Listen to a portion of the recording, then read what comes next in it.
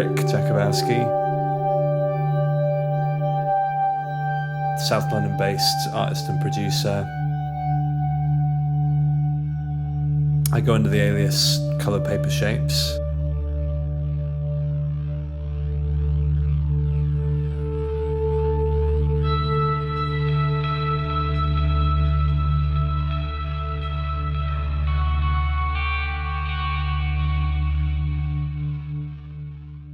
Coloured Paper Shapes, where does that come from? The idea for the name came from the book Normal People by Sally Rooney. Yep. There was one passage from it that really stuck with me. The female character, Marianne, I think her name is, she's cut off from, I guess, the people around her. From, she's in Sweden, so she's away from home. She doesn't sort of know people there. And there was just a really good line that she wrote around that, describing how she was feeling, where she was saying that she stopped seeing sort of people as people. They're just coloured paper shapes moving around. It just really resonated me that way, that you kind of stop seeing things as they are. You're kind of moving through things, and everything's sort of more just a shape. You're still in some ways seeing the beauty in things. You see all the colour and everything, but it's just everything's a little bit dehumanized, or you're dehumanized from everything else. I thought it was an interesting just phrase for the name that stuck with me. Yeah, and I think listening to the lyrics in the song that we'll go on to talk about, that idea of not being able to see something as clearly as you would wish, is something that I picked up on. Yeah, so this particular song, it's very much, I guess, in tune with one of those things. I mean, it's sort of not like all my music isn't in that vein. It's not in that mood. I don't think I necessarily want to sort of be defined by that kind of emotion, but it is definitely something I've experienced plenty. And I suppose that phrase coloured paper shapes spoke to me particularly because it is, as opposed to maybe the song, although I think in the song there are moments of kind of weird beauty in the feeling that we'll talk about there, but that particular phrase, it struck to me a nice balance between sort of the comfort of solitude, like the sort of the nice element of being able to step back from all the chaos that's going around you and kind of see it in that sort of slightly solitary way, slightly apart from it, but also then the more difficult of part of it, that you maybe feel a little bit othered by that feeling as well. Yeah. So it was a nice sort of kind of contradiction in terms that I found quite interesting, and wanted to use that. You've been making music for a very long time. Just kind of tapped into this new creativity space. So yeah, do you want to talk about your latest project that you're working on? Yeah, well, let's talk about the bigger project first, maybe, and then I can talk about how this song kind of fits into it. So, like you say, I've been making music for a long time, but I'd been on a little bit of a hiatus from it, and it was really getting into more, just learning a lot more about how to make electronic music that kind of triggered something, and I wanted to really just dive deeper into that sort of led to this project. And so the Fish Tank's the first song I've released under this under coloured paper shapes, but it's part of a wider kind of concept, a wider idea. The project's called Flamingos, and I mean, the idea of it's sort of about a mythical bar. Everyone knows this bar because everyone has their own version of it. That my version of it was actually called Flamingos. So it was a real place called Flamingos that quite a few of us, I think, including yourself, you've never been. You never went there, so you never. Something I'm proud of. Yeah, probably for good reason. But the reason I hope lots of people will relate to it is it is just that bar where you always seem to end up when you have one of those nights where it goes really late into the evening. So people can take their view on whether that's good or bad. I think it's probably both. Like, sometimes it's the place you go and it's that one night you always talk about where everyone went out really late and it was really, really good. But it's also the bar you go to when you have a lot of those nights you wish maybe hadn't happened because you probably just should have gone home one bar earlier. And I just think those places are really. There's a lot of interesting things to explore around that. Why are we compelled to keep going to these places? Sort of what's the temptation? What's driving us? All the different things that play out there, and I sort of come to think of it, it's almost kind of like a weird prize wheel. It's like you're just drawn into spinning, and so the Flamingos album, it is going to be sort of a group of songs that kind of chronicle all the different things that might happen on the way there, like this group of friends. So the songs about just, like for me, Flamingos was kind of an after work. It was after work on a Friday. So there's a song about just being tired of being at work and you want to get out. The week's kind of ground you down. You want to get out and just have fun. There's a song about like happy hour. There's a song about sort of like when you get to sort of the clubby part of the night and there's kind of a busy dance floor, all sorts of things like that. And then obviously there are some songs where about the bits of the night that don't go so well. Bad decisions.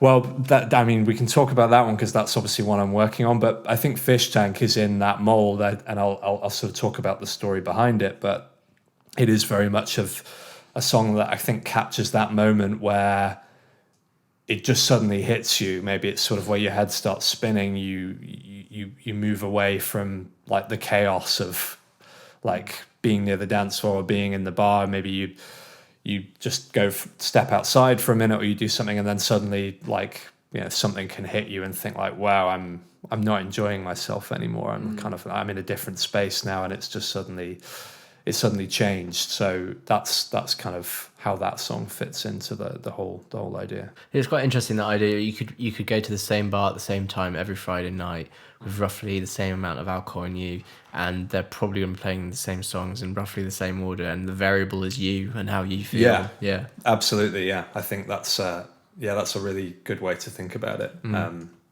So you said that you're going to chronicle the night. Are the order of the songs in this project, are they going to be almost like a narrative, or are you less concerned about it being kind of like a narrative arc and more just kind of, or does one naturally lead into the other? And That's actually, I haven't actually decided yet. I think that's an interesting question. I've obviously toyed with the idea that it would be sort of chronological, but I don't think it necessarily has to be. I think what I want someone to feel when they eventually, when the album is done and all the songs are out there, I just want someone to feel like they're in that space. They're like in that space with you. The songs kind of create an environment where you listen to them feeling like whatever your versions of these places are, whether that's, the bar at the end or the pub you go right at the beginning, or like the office you work that you're just sort of like, I'm done with this for this week, whatever it might be. I just want them to feel like as you listen through, you can kind of recognize those places, and your imagination will kind of fill in the gaps for you, and that you can experience all the songs together as sort of feeling like one of those nights out. And I want, the music to, and I'm trying to, work on making sure the music sort of it sort of meanders through the different kind of music that me and my friends would listen to on a night out. So there's sort of the like kind of cool like indie pop songs you'll hear sometimes. There's more like dancey moments. There's sort of it's sort of different genres mixed together in some ways. Well, that was an area I wanted to ask you about as well. I mean, we've talked before. You've played with some of your stuff, and I've kind of said, "Oh, I can hear that and that, or I pick up some of that and that." Yeah. And so, in terms of like the influences behind this, then can you? I know that each song is quite or slightly different, but what sort of influences do you think, if you're trying to sort of like say to someone like, "Oh, listen to this stuff. It's kind of got a bit of this and a bit of that in it." Like, would you dare to equate yourself to any of the big bands out there, or the big music groups? I wouldn't, but you're forcing me to in a way. So, I mean, I think for the whole group of songs, it's a bit difficult because some of them are just ideas at the moment, and that they're coming together. Some of them are obviously more finished. I think there will be quite a big variety of styles mixed in the album. But I sort of categorize it broadly as just alt pop. So I think across the whole, probably the closest thing I would think of is maybe something like Metronomy, because I love them, that they've been a big inspiration in sort of how I viewed something to, I don't know, just to maybe something to view as a North Star or something, or you know, obviously I don't know Metronomy, but like thinking of them as mentors stylistically, because I think they have a really cool way of creating music that feels like it's pop music, but it's very experimental, it's very artistic, and at the same time it's often quite sort of guitar and bass. It has quite a bandy feel about it, but it also feels very much like kind of studio pop as well. So them across the whole, definitely. I think for Fish Tank, which is the song we're kind of going to dive into, I think in a minute, you know, there were probably other things that were more closer inspirations there. Maybe things like, I know Massive Attack's one we've talked about, and that was definitely a starting point for me. Was, you know, that I loved that sort of like early 90s kind of electro kind of trip hop music. I think that was something that played on my mind there in the beginning. But certainly other things like Sparkle Horse or something like that, there's something melancholy about it, but it's sort of quite electronic and quite beautiful to listen to at the same time. So lots of different things. I mean, I mix a lot of different tastes together in terms of what I like to listen to.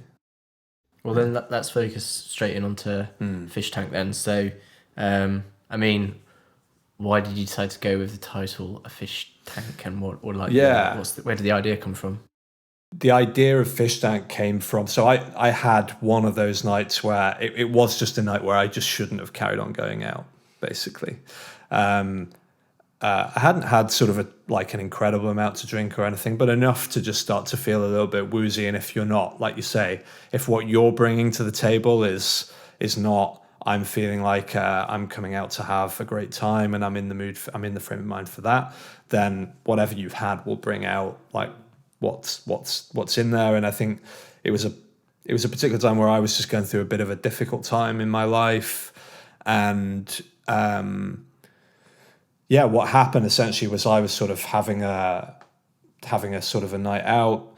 There was, I had a mild confrontation with someone, nothing particularly sort of like nasty or anything like that. It was just sort of, a difficult conversation with somebody who was there.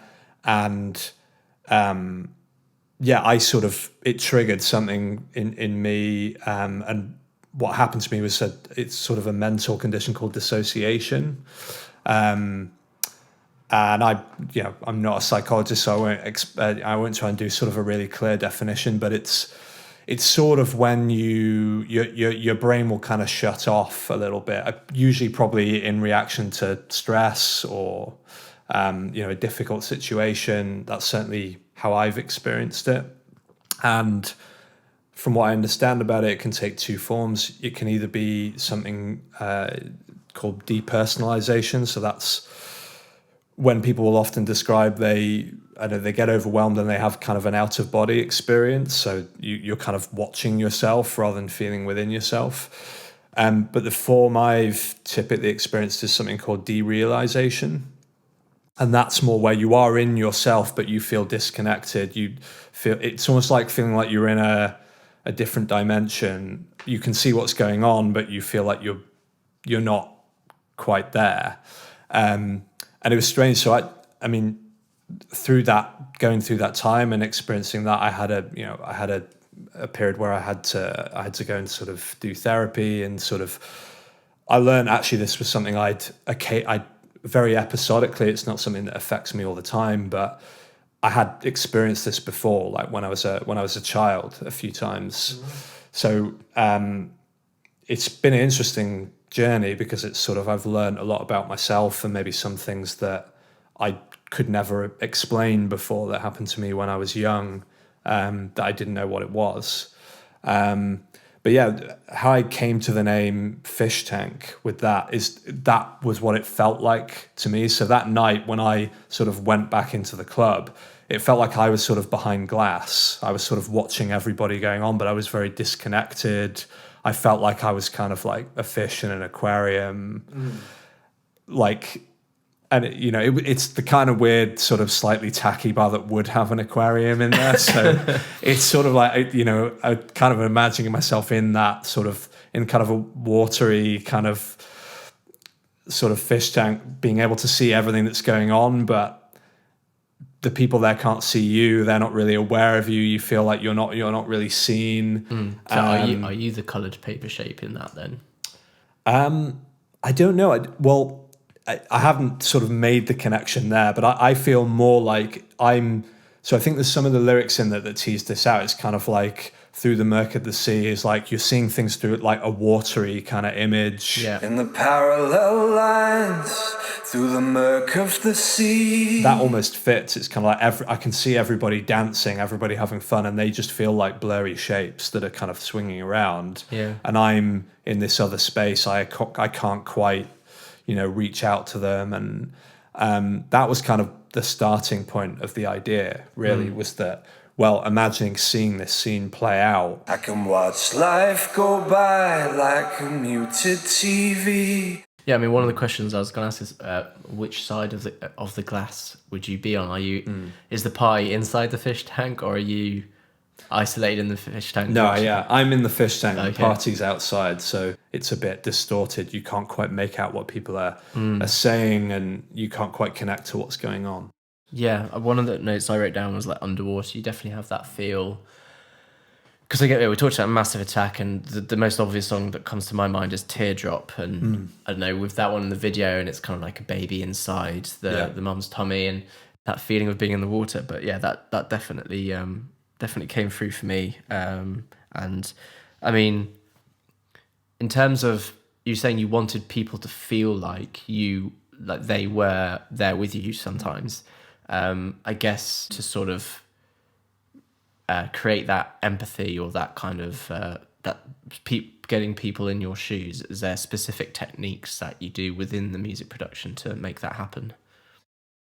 I think that the technique I really deliberately employed there, and why I said Massive Attack was a starting point, is drums is so central to, I think, what makes their music tick, for me at least. And I think Teardrop's a really good example, because the song starts with just the drum, and it's kind of like a really prominent kick that just kind of comes in, and they kind of fade it in. Yeah, it's like it's the heartbeat of the song, but it's the heartbeat of Yeah. So that just drum sound was something I was trying to figure out. Well, how can I make my own version of that within this? And I wanted it almost so that while they had obviously the sort of the baby in the womb kind of as their idea, my idea was almost like the character in the song is kind of at the beginning, they've sort of stepped away, and that maybe that's that moment where it's kind of hit them like, okay, I'm not quite enjoying myself now. I'm not kind of feeling the way I thought I would. And so I almost had the sound of like a nightclub bathroom. So you're almost hearing the music through the wall, a lot of very extreme low pass filters. So you're only really getting the very bottom end of the frequency. So it sounds like that bassy sound you would get when you're not in the room. You're only getting like the low end. Yeah. Did you also get did you sample a friend's drums on it? Yeah, so Carl Reed, our mutual friend,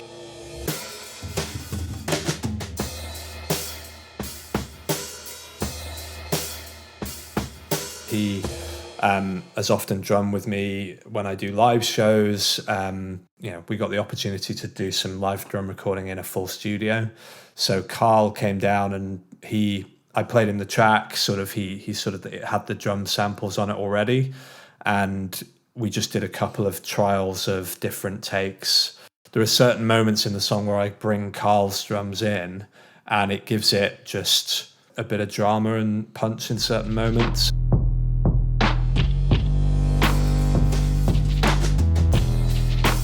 I was really happy with the way I ended up getting them sort of gelled together as an overall drum sound. Yeah. And the other sound that's quite distinctive is, at the beginning, the guitar riff. Yeah. And I remember when you doing kind of like the launch of the song, you kind of played that over a scene of the sea, sort of like waves and stuff. Yeah. So what can you tell us about the guitar riff and where that came from?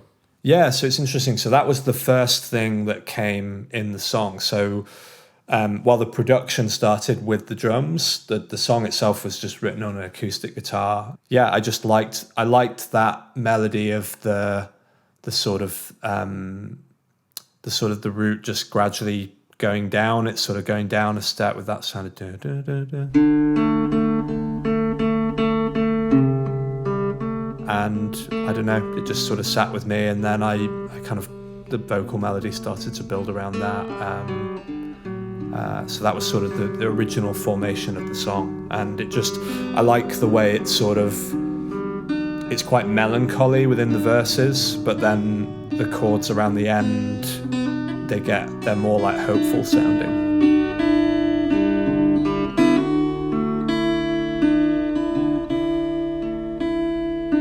One of the words I wrote down was like cinematic as well. The song, it kind of did. I could quite easily imagine a music video to it, but like further than that, like I guess if you're looking to like tell a story and stuff, I could almost picture how that would pan out on a screen.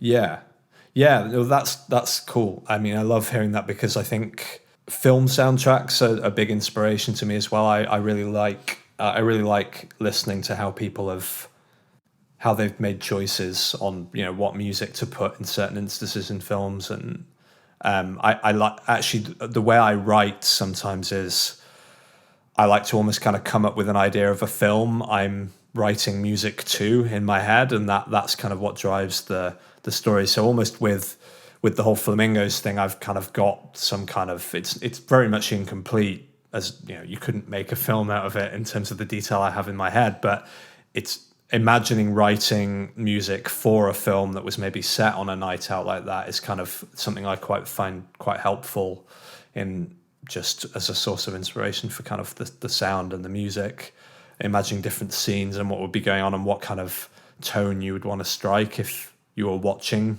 a TV show or a film and this was the music that came on. So actually, yeah, cinematic is something I think I'm trying to achieve. We talked about how part of the drums make it sound like you're in a bathroom. I felt like some of it also kind of, again, thinking about films and stuff and sort of like the sound of metal and stuff, when they're walking around in like the corridors and the background where music's going on and stuff. I was wondering, was there anything that, like, it's almost interesting that you can create different rooms? Actually, in the intro, there's all these sort of like fuzzy, dizzy synths. That's kind of what comes in. What I wanted was something that had quite a lot of frequency modulation, so it sort of feels like that head spinning kind of idea. It's the idea of you leaving the main bar room and going, I need to step outside, and you suddenly, maybe when the fresh air hits you, you're starting to just notice, wow, I'm a bit dizzy, I'm a bit like, I feel a little bit, outside of myself, and that was sort of created that energy at the beginning of the song. Then during the middle of the song, there's sort of a calmer moment, bringing in strings and the dizzy sort of synth underneath that, worked really well with that. And then I found this cool, I think it's a Native Instruments synth. I think it was sampled from like all children's toys. And it was this sort of like music box. You could mix different ones together. So I made something out of that. It kind of gave it a cool sort of haunting kind of sound over the top of it, but it was also kind of childlike. And I think that was a really cool effect, because it was kind of coming back in and you've got this feeling of, you almost feel like a childish insecurity, like you're wondering, am I giving off weird vibes to other people because I know I feel like this? And the reality is they probably don't. They've got no idea that that's how you're feeling. But there's that sort of feeling of just uncertainty. That moment of the song, there is a moment of suspense almost. It feels like everything's suspended animation or something at that moment. Yeah, that's a good way of saying it. I think like I wanted it to almost feel like slow. You're seeing things in slow motion.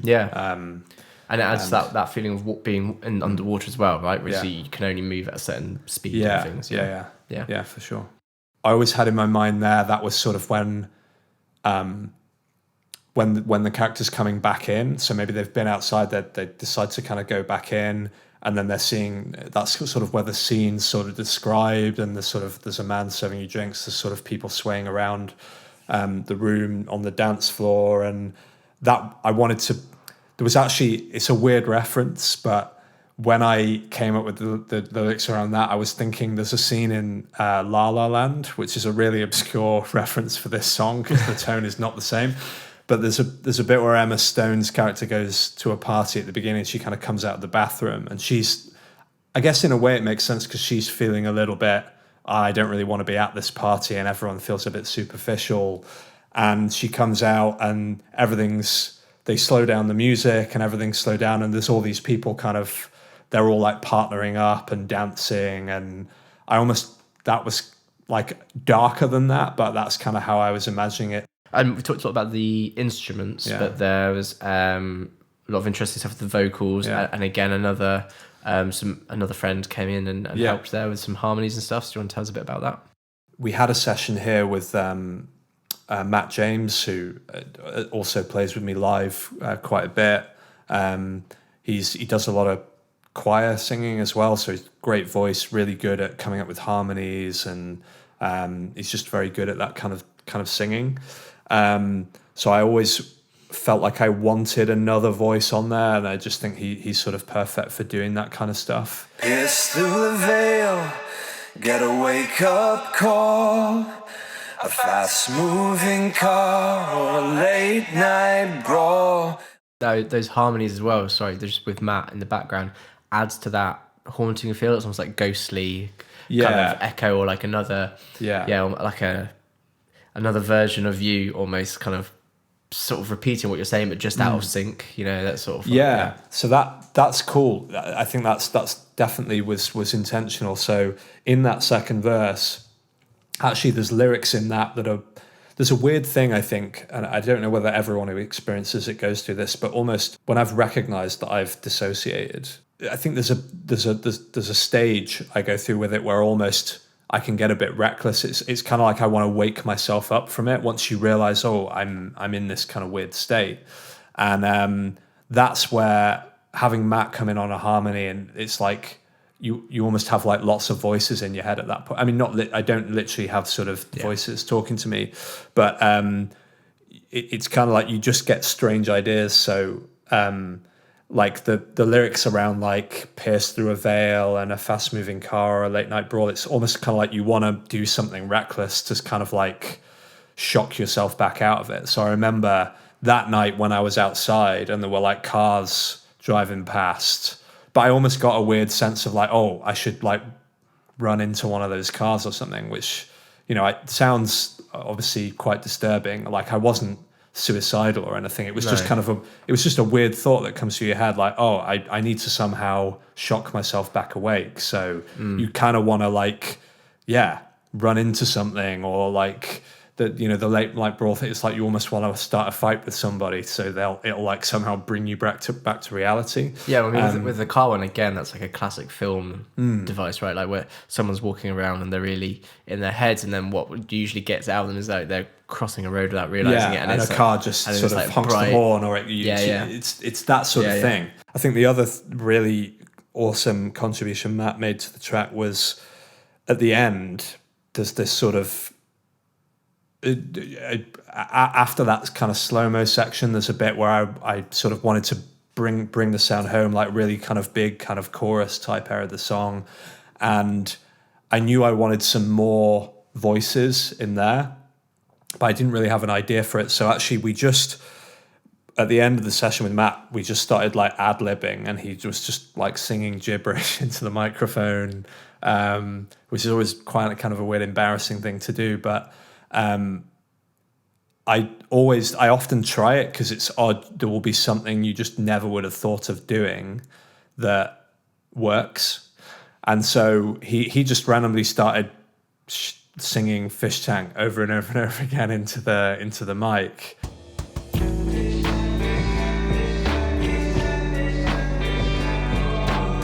that's gives you quite a cool swirling effect of like everything coming together and all maybe getting a bit overwhelming. That's one of my favourite parts of the track, those fish tank bits. I think it's just the unexpected things sometimes are the things you love.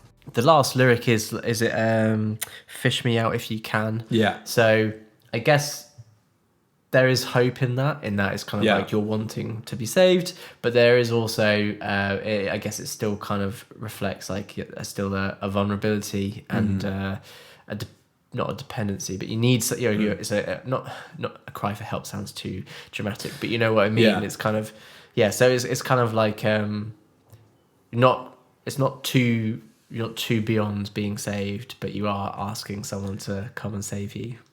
Yeah, I mean, it's interesting. I think that I almost want to leave open to interpretation, because I think there's the way to interpret it that you just did, where you're asking someone to come and rescue you, you're asking someone to come and save you, and then there's also a challenge to yourself to come and fish yourself out of the tank that you're in. And I think I would have been through phases of both, to be honest. There's definitely, some instances where it's like, well, yeah, you just want someone to kind of come and help you, and you do feel vulnerable. That something like that does make you feel vulnerable. I'm proud of the honesty of the song. That it's like, that is. I want to make a cool album about a night out with.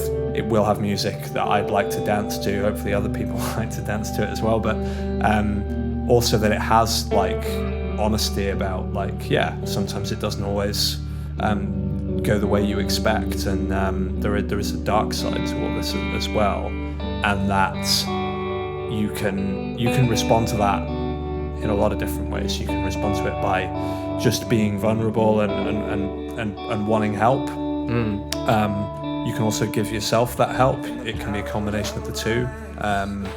So I think it is a hopeful line. I think it at least it ends with the hope that there is a way out, whatever that might be, and not that it's like, oh, I'm stuck in this place. And I think that was probably the important kind of openness to that line. So did you say you're working on Bad Decisions at the moment?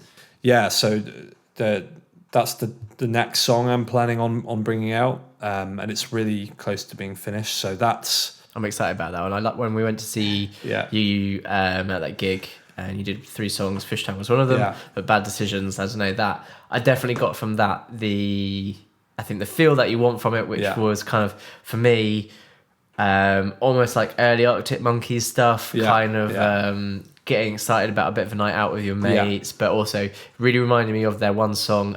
They did a song with Dizzy Rascal, Temptation, and there's a line in it, Temptation greets you like your naughty mate. And I don't know, that Bad Decision song kind of has that, I'm not familiar with that song, but definitely Arctic Monkeys was an inspiration for that one. I mean, their Tranquility Base Hotel is an album I was listening to a lot when I started working on that one.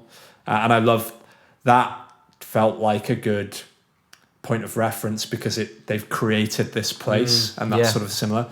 But it is very much a song about that temptation point where you're like, my brain is telling me that maybe going out might be a great idea, might be a terrible idea. I'll go for one. All right, exactly. So it's all around that, and I think that's going to be, because it's a more upbeat one, and that was sort of the first one I'm going to release where it is more in that tune of I love that coming on a night out, and that sort of there's a sense of humor in that one. It's called Bad Decisions, suggesting like going out is a bad decision, but it's very much like looking at it from the perspective, it's like if someone sober as a casual observer was sort of telling you, they're going to say you're making a bad decision, but the bad decision might actually be a really good decision. Okay. Or it might be a really bad decision. You don't know. At that point, you don't know, but you gradually, most likely talk yourself into it. So probably we'll be bringing that out probably in January. It's not really Christmas vibes. Not going for Christmas number one with it. I'm not going for Christmas number one this year, but yeah, I think that'll be a good one. Yeah, that'll be a good one to bring out soon. So I'm excited for that, and then working on more sort of coming out on the way. So yeah, if anyone's doing Dry January, it might not be the song for them. Okay, yeah. Or it might be exactly the song they want. Might inspire them to. Yeah. Excellent. Well, Rick, thank you so much for talking about, there's a lot of detail there and a lot of really interesting stuff, both musically, but also kind of like the inspiration behind it. I found it really fascinating. So thank you very much. Cheers, man. Appreciate it. In the parallel lines, through the murk of the sea, I can watch life go by like a muted TV from my bloodbath fish tank with its dirty